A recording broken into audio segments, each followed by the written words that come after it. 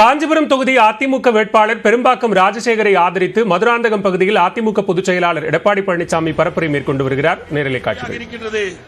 இப்படிப்பட்ட நிலையில் நாம் தேர்தலை சந்திக்கின்றோம். இந்த மூன்று தொழிலும் பிரகாசமாக சிறப்பாக எதிர்காலத்திலே இருக்க வேண்டும் என்று சொன்னால் அனைத்து இந்திய அண்ணா திராவிட முன்னேற்ற கழக வெற்றி வேட்பாளர் அறிவித்தார் ராஜசேகர் வெற்றி பெற வேண்டும். இன்றைய தினம் தமிழ்நாடு மட்டுமல்ல இந்திய நாடே தமிழ்நாட்டை நோக்கி பார்த்துக் கொண்டிருக்கின்றது. இன்றைக்கு தமிழ்நாட்டில் இருக்கின்ற அரசியல் கட்சியிலே வலிமையான கட்சி அனைத்து இந்திய அண்ணா திராவிட முன்னேற்ற கழக கட்சி. நம்முடைய கட்சி பாரதிய ஜனதாவோடு கூட்டணி வைத்திருந்தோம். இப்பொழுது கூட்டணியிலிருந்து விலகிவிட்டோம். ஆனாலும் தீய சக்தி திமுக என்று பொன்மனச்சம்பல் புரட்சி தலைவர் எம்ஜிஆர் இந்த இயக்கத்தை தோற்றுவித்தாரே, அன்றையிலிருந்து இன்றைய வரை திமுக தீய சக்தியாகத்தான் இருந்து கொண்டிருக்கின்றது. நாம் கூட்டணியிலிருந்து விலகிவிட்டோம். ஆனால் திமுக தலைவர் திரு ஸ்டாலின் அவர்களும் திரு உதயநிதி ஸ்டாலின் அவர்களும் எல்லா பொதுக்கூட்டத்திலும் பேசுவது இன்னும் பாரதிய ஜனதாவோடு கள்ள தொடர்பு வைப்பதாக சொல்லிக் கொண்டிருக்கின்றார்கள். திரு ஸ்டாலின் அவர்களே, திரு உதயநிதி ஸ்டாலின் அவர்களே, நாங்கள் ஒன்றும் கள்ள தொடர்பு வைக்க வேண்டிய அவசியம் எங்களுக்கு இல்லை. அந்த பழக்க தோஷம் உங்களுக்கு இருக்கின்ற காரணத்தினால் இப்படிப்பட்ட வார்த்தைகளை நீங்கள் பயன்படுத்துகிறீர்கள். ஒரு கட்சி இருக்கின்றது, கூட்டணியிலிருந்து வெளியிலே வந்து விட்டோம். உங்களுக்கு ஏன் எரிச்சல் வருது? உங்களுக்கு ஏன் பொறாமப்படுறீங்க? எங்க கட்சிக்கு உங்க கட்சிக்கு என்ன சம்மதம் இருக்குது? நாங்க வேணா கூட்டணி வைப்போம். எங்களுடைய நிர்வாகிகள் தொண்டர்கள் விருப்பப்படி, எங்களுடைய தொண்டர்கள் நிர்வாகிகள் வேண்டாம் என்று சொன்னால் கூட்டணியிலிருந்து விலகுவோம். அது எங்களுடைய விருப்பம். நீங்க இடையில வந்து ஏன்னா எல்லாத்துக்கும் காரணம் தோல்வி பயம் வந்துட்டது. இப்பவே தோல்வி பயம் வந்துட்டது, தோல்வி ஜுரம் வந்துட்டது. அத ஏதோ பேசிக் கொண்டிருக்கின்றார் அப்பாவும் மகனும்.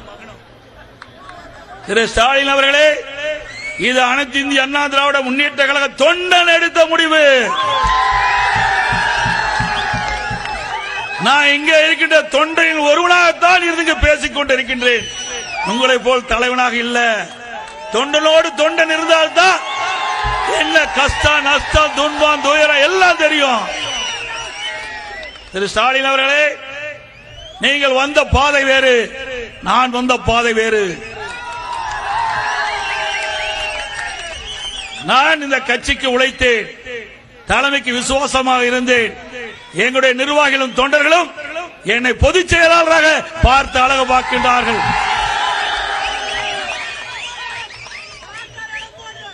கிட்டத்தட்ட 4 ஆண்டு காலம் சிறப்பான ஆட்சி கொடுத்தோம். பொற்கால ஆட்சி, இங்கே அருமை சகோதரர் சொல்றாலே பொற்கால ஆட்சி நாட்டுக்கு கொடுத்தோம். ஒரு சாதாரண தொண்டன், ஒரு கிளை செயலாளர் எந்த கட்சியிலாவது பொதுச் செயலாளர் ஆக முடியுமா? ஒரு கிளை செயலாளர் இந்த நாட்டினுடைய முதலமைச்சர் ஆக முடியுமா? உனக்கு தில்லு திராணி தகரிம் இருந்தா சொல்லு. எங்க குடும்பத்தை தவிர்த்து வேறொருவர் கட்சிக்கு, திமுக கட்சிக்கு தலைவராக வருவார் என்று சொல்லிப்பார். எங்க குடும்பத்தை தவிர வேறொருவர் எங்களுடைய கட்சி வெற்றி பெற்றால் நிச்சயம் வெற்றி பெறாது. அப்படி ஒரு கால் வெற்றி பெற்றால் முதலமைச்சர் ஆக்குவேன் என்று சொல்லு. முடியாது. சொன்னாவே பதவி பறிச்சிருவாங்க. அவள் வாயில் சொன்னாவே பதவி பறிச்சிருவாங்க. என்ன சொல்றார்? எப்பொழுது பார்த்தாலும் எடப்பாடி பழனிசாமி திமுக பத்தி அவதூறா பேசுறாரு.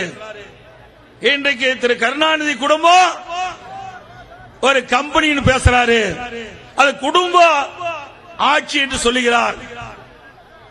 அதற்கு திரு ஸ்டாலின் பதில் சொல்கிறார், ஆம் குடும்பம் தான். எப்படி என்ன? எங்க கட்சி நிர்வாகிகளும் தொண்டர்களும் சேர்ந்து குடும்பமா பாக்குறேன்னு சொல்றாங்க. யாரு? கட்சி நிர்வாகிகளின் தொண்டர்களையும் சேர்த்து அவரை குடும்பமா பாக்குறாங்க.